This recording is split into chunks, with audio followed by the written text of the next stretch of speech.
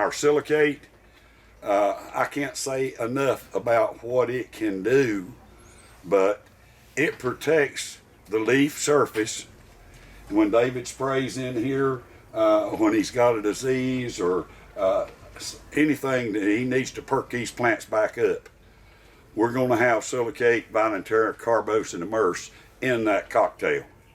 And the SilaKate has to encompass the leaf. It's got to cover the top and the underneath of that leaf. It's got to cover this. In this situation, it would be the stem.